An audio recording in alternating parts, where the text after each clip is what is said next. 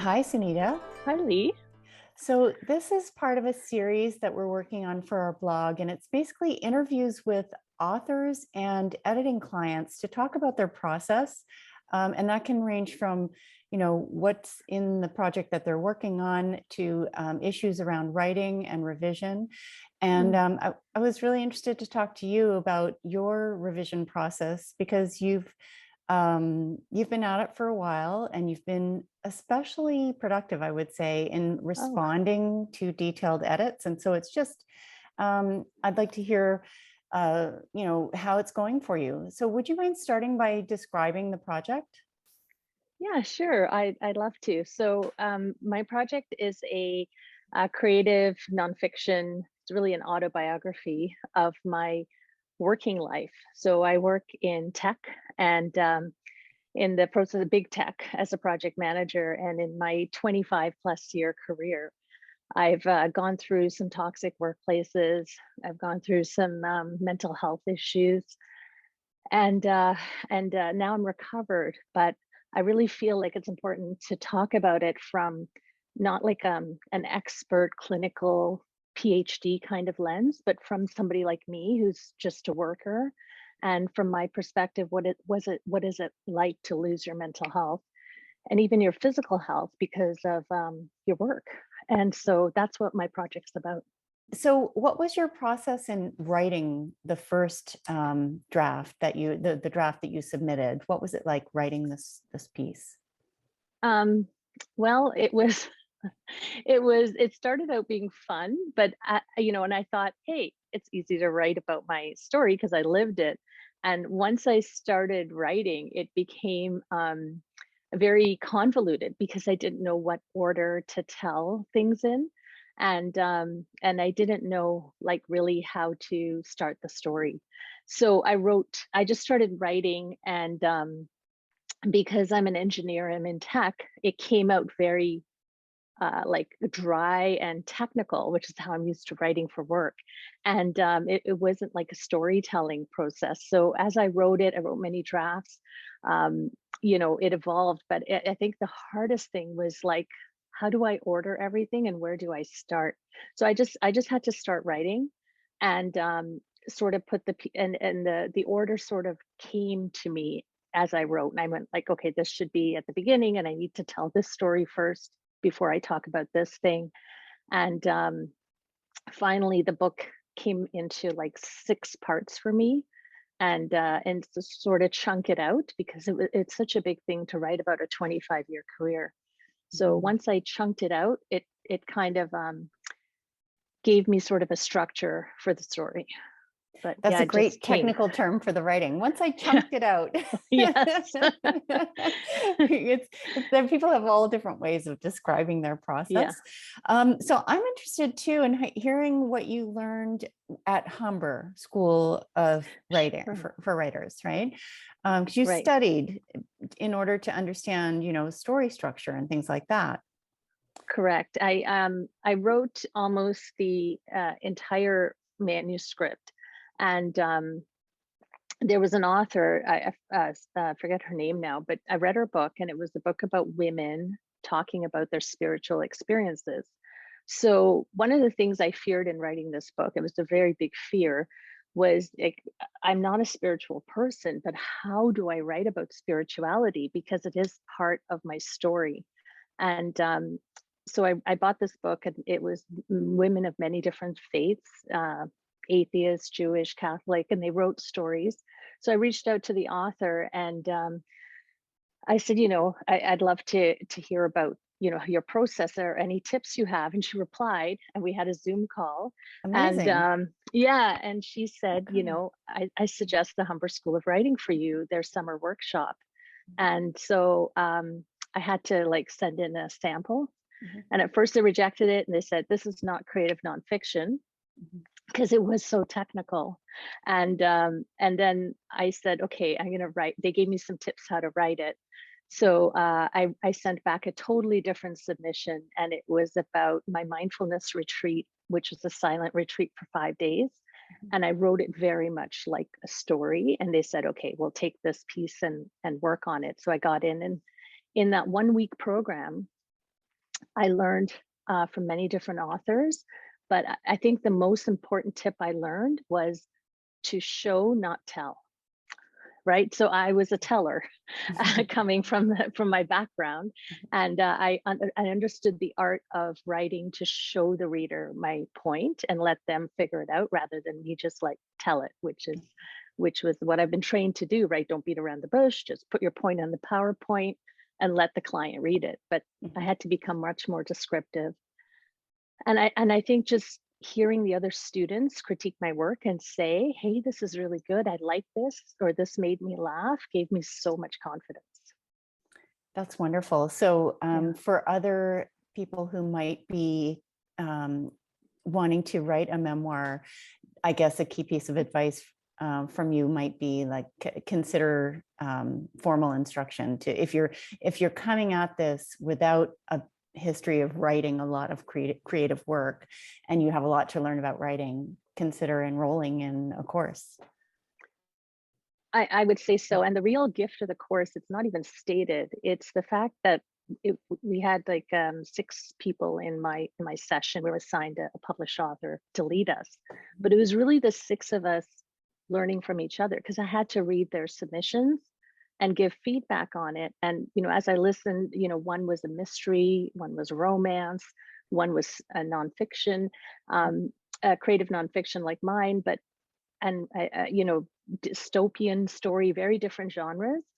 But as I heard the rest of the people give feedback to one of my, workshop group, I learned so much from how they improve their writing.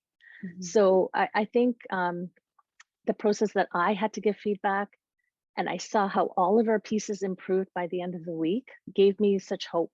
Um, and I think that was a real gift of that more than the formal instruction.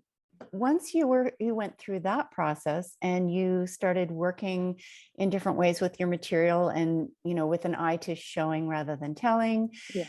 then forgive me if I'm skipping a step, but at a certain point you came to us and then you began working with me on the edit. And Yeah. it's been a little while since I actually worked on your book, so I'm trying to remember Sure. specifics of it, but basically we're doing a stylistic edit in order That's to right. make sort of bring the language alive. And in doing that, we address some other issues as well, occasional structural issues and things like that. So Yeah. I don't know, how would you characterize the editing process? What was that like for you to have, because you hand over your work to somebody Yes. who's not you, and then they're making thousands of comments in the margins and making you think about it in different ways. Yeah. Did how was that for you? I think when you do a fear, the next time you do it, it gets smaller. Mhm. So submitting that first piece of work to the Humber workshop and having a published author edit it and give me an editorial letter on it Mhm. was scary. And then having like 6 strangers read my work and give me was scary.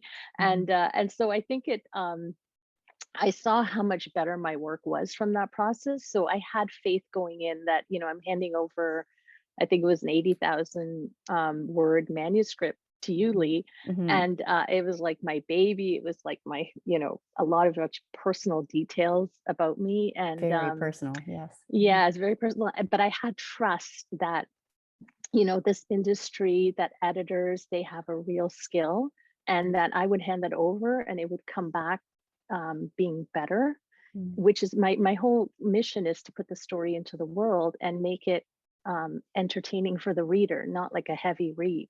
Mhm. So I just kept that end goal in mind that yeah, I'm going to get some red lines and it's going to be painful, but the at the end goal will be a better product going out into the world to the reader, and that kind of sustained me a little bit with Mhm. courage through the fear.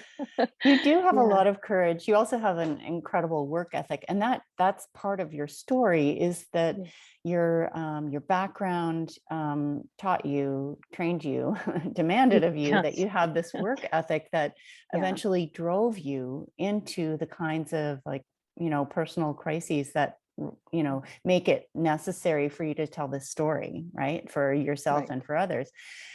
So how has, and I know that in the process of working through that overwhelming kind of, demand to be the perfect person and the perfect Yeah. worker, you developed some mindfulness strategies, and some ways of dealing with, out of control emotion, basically, and also toxic situations in the workplace and people generally. So I'm wondering if you can talk about that learning, either on its own as an aspect of the story, or also as an aspect of, how you wrote and are now revising this piece. I guess part of the question is like, are you able to bring those strategies to bear on the revision process? And did they factor in the writing as well? It's kind of a big, woo-woo question, but I'm hoping you can think about it and approach it. Yeah. So I guess there are like three parts to mindfulness for me. And so I sort of stumbled into it in my job. They had a mindfulness community and we ran mindfulness workshop for employees. Mhm. And I said, "Oh, that sounds interesting." And I was kind of like, so down from my job. I was looking for any little bit of joy, and so I got involved with that. So I learned about mindfulness literally on the job.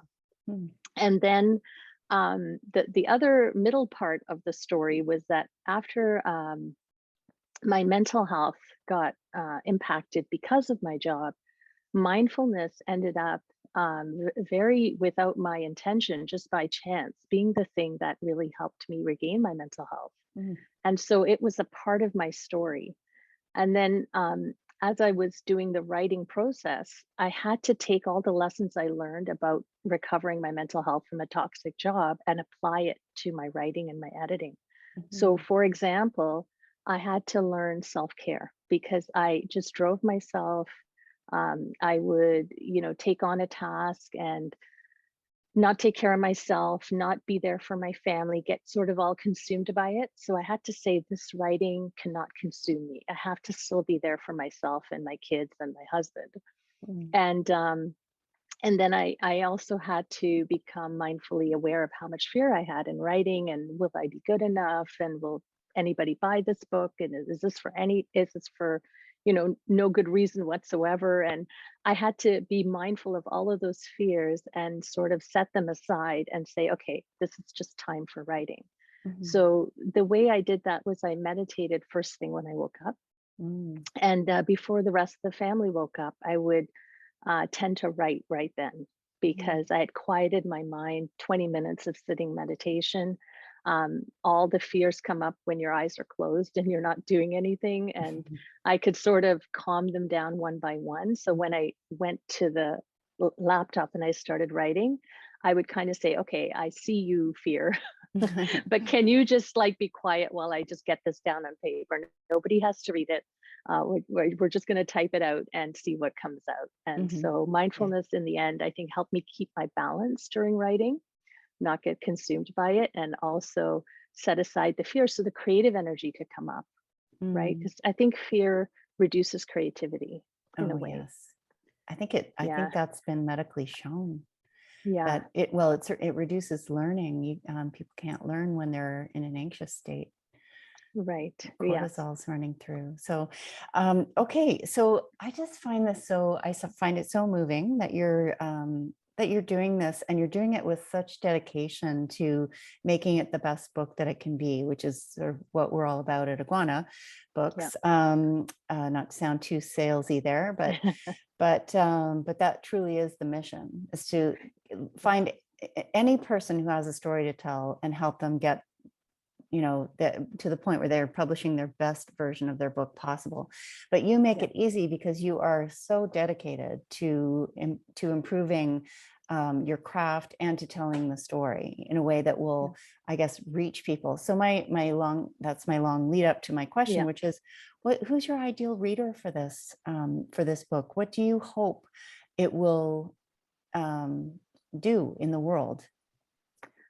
Um, Wow, that is a core question. I think about it all the time. And first, to just go back to what you said, when I think about the manuscript I sent you, Lee, I just think, you know, all the powers that be that I found you, because when you have given me those edits on the manuscript, and especially like the ones where you say, slow down, you need to tell the reader more, or, what are you talking about? You haven't introduced this before, What are you right? talking about? Yeah, yeah, like, I don't know who you're talking about in this sentence, right? So you really helped me to slow down because I'm writing, I know it by heart, but the reader doesn't. So, you've given me so many fixes, but those ones stand out in my mind because I did go back and I wrote in more background, and Mm, I know I'm done editing when I like it. When I read mm, it and I'm smiling and I get to the last page and I'm like, it wasn't a chore to read. I'm like, okay, I know this edit is done and I mhm, told the story much better. So um, I'm so glad because of that, because I want this book to go out to a younger version of me. mhm, I've worked 25 years, but when I was 25 years old, I didn't know that I didn't have to work so much to earn my paycheck. So while like maybe some of the men and the other maybe more Canadian culture people would be like, yeah, this is where I stop, because of my work background, my culture, my how my dad and mom have worked, my mhm, grandparents, I would put in this much more. And I could have used that extra for self-care, but nobody told me that mhm, was okay. And you learn these things by the time you have kids. Kids force you to take work-life balance seriously. mhm, But I still worked myself way too hard, and I didn't know that I could take care of myself until I got so sick. The lesson, had to be learned. mhm, So I really want this book to go out to people who are questioning, like, is my job hurting my health? mhm. Should I be spending more time with my kids? And they're sort of feeling guilty and trapped and no way out. I want them to just read my story and maybe say, okay, she found a way out, or she had health problems. It could be something that happens to me, so I'm going to take action earlier. Mhm. So really, if somebody stands up to a boss who's asking for too much, or takes more time for self-care in their family, that would be my greatest wish for this book to Yeah, do. you would have succeeded in your mind. Yes, Yeah, yes. interesting. And there's another part of the story that has to do with repressed memory, Hmm. recovered memory, and Yes. histories of trauma within Yeah. families. And so I'm wondering if you can talk at all about that piece, because it in a way, it could seem separate from the parts that you've been talking about and addressing directly, which have to do with, maintaining um, self-care, even in the context of a demanding job within tech, a woman within tech. So there's that piece. And then there's this other piece, without giving everything away, because it's an Right. extremely dramatic story within the memoir. Yeah. Um, Maybe talk about the interconnection of those two things and Sure. yeah, how that worked. Mhm. So I actually put pieces together in writing this manuscript that I had not connected in my mind, when Mhm. I had gone through the trauma and the recovery. And in writing the book, I really asked the question, why? Why, as an educated person, would I overwork? Like, why would I do this to myself when I know better? Mhm. So I think Maya Angelou says, when you know better, you do better. Mhm. I knew Not in better your and I case. did. Yeah. No, no. And the irony is that because I did mindfulness training in the workplace, Mhm. I was telling people that, stress can lead to health issues and mental health issues. I was an advocate for mindfulness, and yet Mhm. it all happened to me as someone who is saying this to others. I didn't see the factors, and I let my mental health go. So when I was in the recovery in the silent retreat and I was in that deep stillness and just listening, things started coming up. And I started understanding what in my past that I had never put together was leading me to keep working like I was and not saying no, not pushing back, not taking the work life balance. That was really my decision to take. Mhm. And so I had to really address that root cause. Why was Sunita so insecure? It was Mm, such a big question. It's such a scary question. And it's like an onion. You dig and you say, okay, I see a cause, and then you go, okay, if I go further back in my life, I see another cause, and then you go further back until you kind of say even back into generations before I was even born, and mhm, understand, how these intergenerational things and early childhood things got to me to be such an overworker who would put their health and ultimately, I want to be here for my kids. I don't want to leave them without a mom, but yet I was doing things that could have done that. mhm, Like it's scary when I think about it. So, yeah, I had to ask that question, what was driving me, and find that answer and then heal it before I could really change anything. mhm. Yeah, I mean, Yeah. that seems to me to be the true work that you've done over on yourself. And it's Yeah. the, for me, it's the current most important kernel of the book as well, and the story that you had to tell. And yet Yeah. it's also about work-life balance, but it's not just about that. It's about figuring out why you needed to be the perfect little Sunita, right? Yes. Yes. And you can imagine writing a manuscript and editing it all the time. I'm like, you don't have to be perfect, Sunita.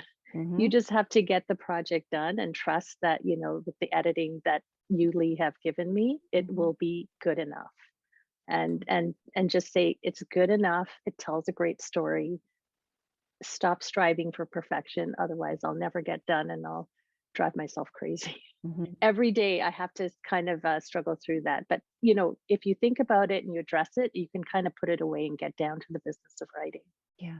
Yeah. And the more Yeah. times you practice not letting the perfect be the enemy of the good, and the finished, the more times you Yes, do that, it just becomes habit. And yeah. exactly. Yeah. Yeah. Well, I'm excited to see what you're going to come back with, and I just really admire the fact that you're taking your time. I know you have other work obligations, but or Yeah. you have had work obligations. You're taking a little hiatus, but you've clearly taken your time with these revisions, and you're getting them. You know, you're just sort of getting the manuscript to the point where you are happy with it before sending it back, and that's good. Sometimes people send back a little prematurely. You're taking your Yeah. time. It's interesting. I'm taking my time, and there's a definite two-way communication with me and my manuscript, if that's not too woo-woo, because the manuscript sometimes says, "I'm not ready to be edited." Mhm. I it just refuses to cooperate with me, and that's when I know I got to put it down and go for a walk or something. Mhm. And then sometimes I'll get this feeling that, okay, I have this zing of energy. I'm gonna go write this next section, and I'd kind of put it on a shelf, and then, Mhm. I'll get this, okay, it's time to go write it now. And so I try to really listen for these cues and step back when it's time to step back, and put my foot on the gas when it's time to do that. And sometimes I'll wake up at 4 a.m. and write, because I know that's when that time is right. Wow. So yeah, it's in a two-way conversation with my manuscript. Wow. Well, I really admire how you're tackling this, and Oh, thank you. with kind of like, compassion for yourself when you have up and down days with it, and Yes. all of the things you need to actually get to the finish line. So good for Yes. you. Yes. Thank you so much. Is there anything else you want to say about your project, or should we leave it at that for now and interview you again when it's out? Sure, that would be great. No, I think for anyone who is editing, it's a tough process, but it's like working out. Eventually, you start to see gains, but at the beginning, it's very, very hard. So Yeah, just yeah, stick with it and have faith. yeah. Keep doing those reps, Yes, right? exactly. That's great, Sunita. I really Yeah, like that metaphor. yeah. Oh, okay. All right. So Okay. All right. thanks so much. And, Thank you. talk to you in a few months when you're done. Thank Okay. you so much. Bye, Lee. Bye.